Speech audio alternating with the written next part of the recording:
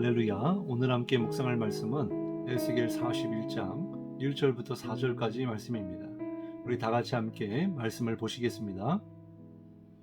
그가 나를 데리고 성전에 이르러 그 문 벽을 측량하니 이쪽 두께도 6척이요 저쪽 두께도 6척이라.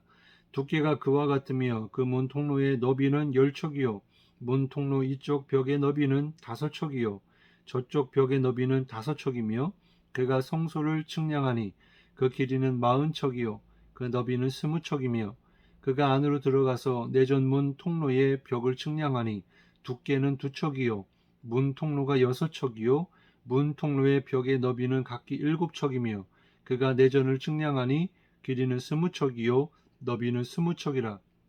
그가 내게 이르되 이는 지성소니라 하고. 아멘. 오늘 함께 은혜를 나눌 말씀의 제목은 구원의 문이 좁은 이유입니다. 오늘 말씀을 통해 은혜가 있기를 주님의 이름으로 축복합니다. 오늘 본문의 말씀은요, 성전 내부에 있는 성소와 지성소에 관한 말씀인데요.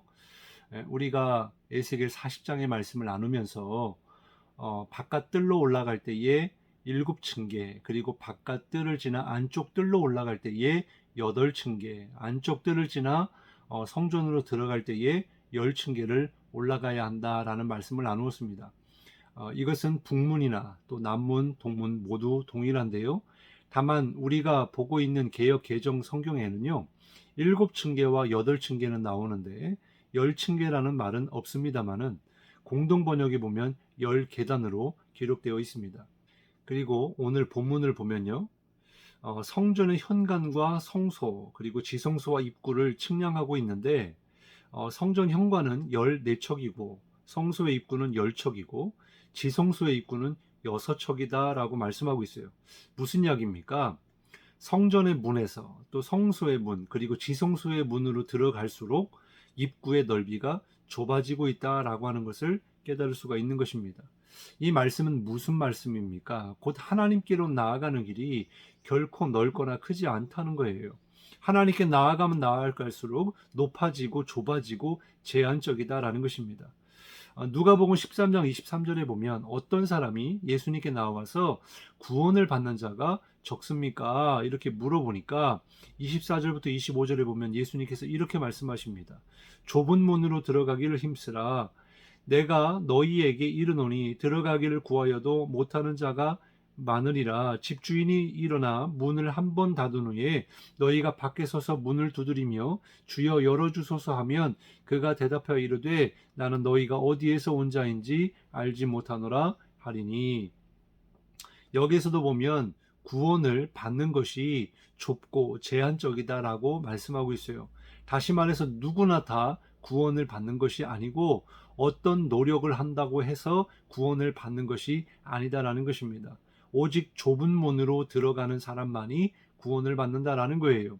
그러면 예수님의 말씀처럼 구원을 받는 일이나 그리고 본문에 나오는 지성소로 나아가는 길이 왜 이렇게 좁고 어려운 것입니까?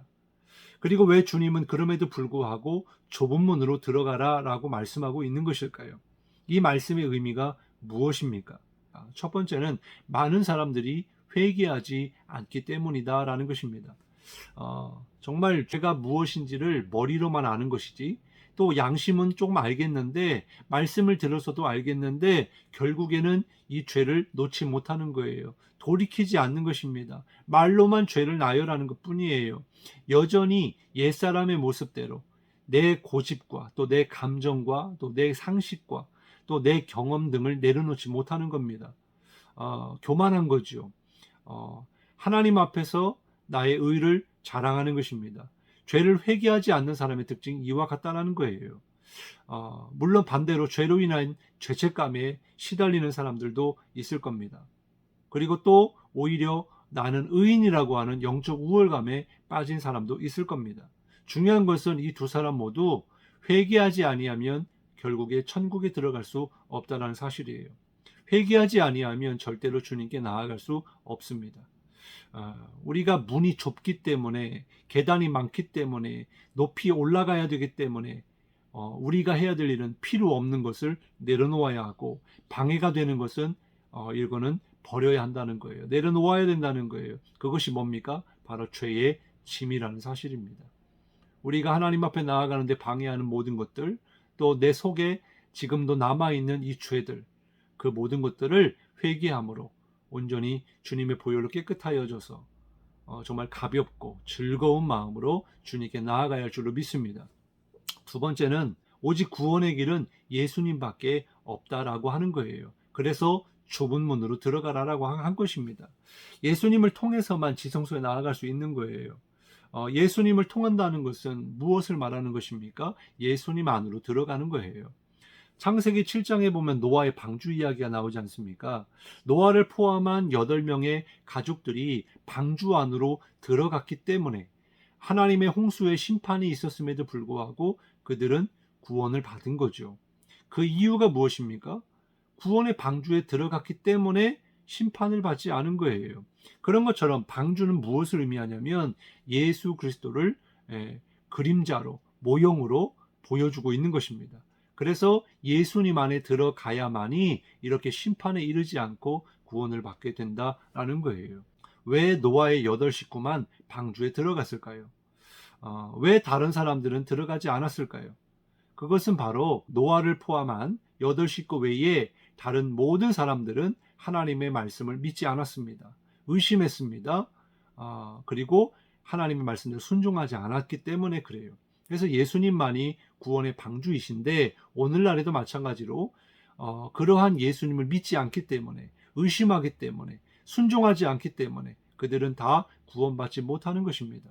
그래서 우리 교회는 이러한 구원의 방주인 교회를 통하여 예수님을 믿지 않는 자들에게 전하는 것은 그들로 하여금 구원의 방주가 되시는 예수님께로 나오라, 들어오라, 그리하면 구원에 이를 수 있을 것이다, 심판을 받지 아니한다 라고 하는 말씀을 우리는 전하고 있는 것입니다.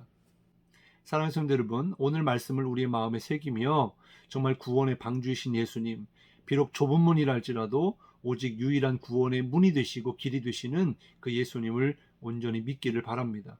그 주님을 통과하게 되면 그러면 그 이후에 영원한 생명을 얻게 되고, 또 이 땅에서 살아가면서 겪었던 모든 고난들, 또 아픔들, 슬픔들이 있지만 정말 이와 비교할 수 없는 정말 하나님의 영광과 또 기쁨과 또 행복이 우리에게 있게 될 줄로 믿으시기 바랍니다. 기도하겠습니다.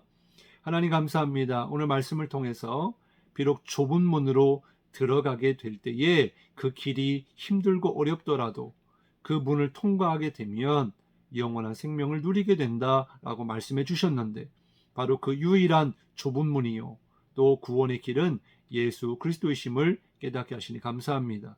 오늘도 그 주님을 바라보면서 정말 신앙생활이 우리의 삶 가운데 힘들고 어렵다라고 생각하더라도, 또한 주님을 위해서 해야 할 일이 많다 하더라도 그것은 영생에 비하면, 우리에게 허락될 상급에 비하면 아무것도 아니라는 것을 깨닫게 하시고, 많은 사람들이 넓은 문으로 간다고 해서 따라가다가 멸망을 당하지 않도록 하나님 오늘도 정말 구원의 방주가 되시는 예수님 안으로 들어가게 하시고 주님만을 믿으며 바라며 주님과 동행하는 하루가 되게 도와 주옵소서. 또한 믿지 않는 영혼들 넓은 문을 찾으며 또한 그 길로 가는 사람들에게 예수님을 증거할 수 있는 우리의 삶이 되게 도와 주옵소서.